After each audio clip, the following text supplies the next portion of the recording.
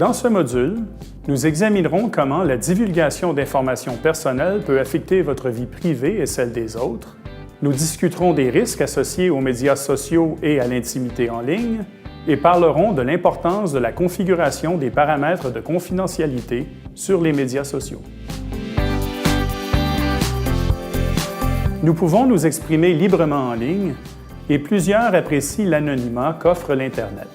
L'Internet ne limite pas ce que vous publiez, quand vous le publiez ou avec qui vous le partagez. Gardez en tête, par contre, que vous perdez le contrôle de l'information une fois que vous publiez celle-ci. Posez-vous la question: est-ce que je devrais bien publier ce commentaire ou cette photo? De plus, il est important de réaliser que ce que vous partagez peut affecter la vie des autres. Respectez leur vie privée. Ils ne veulent peut-être pas partager ce que vous voudriez publier.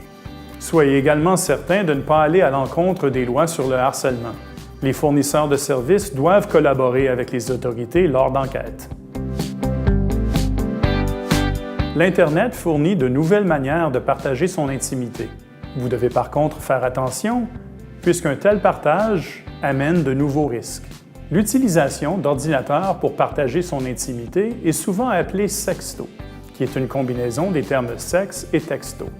Avant d'envoyer un sexto, discutez-en avec votre partenaire.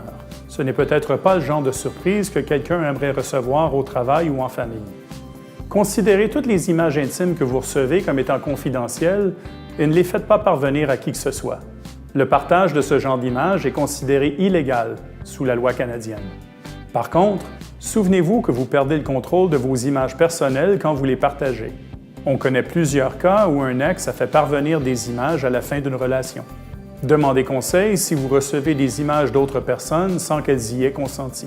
Finalement, si vous partagez votre intimité en ligne, considérez faire l'utilisation des logiciels de chiffrement certifiés.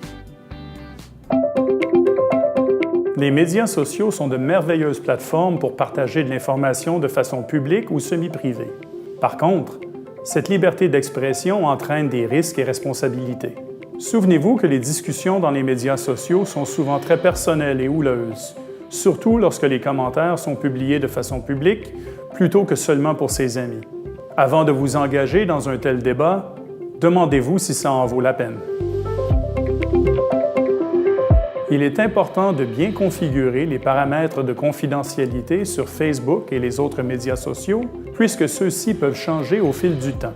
Vous devriez être particulièrement vigilant lorsqu'il y a des changements aux termes et conditions d'utilisation de vos services en ligne. Voilà ce qui conclut le module « Votre comportement ». Consultez nos autres vidéos sur la cybersécurité.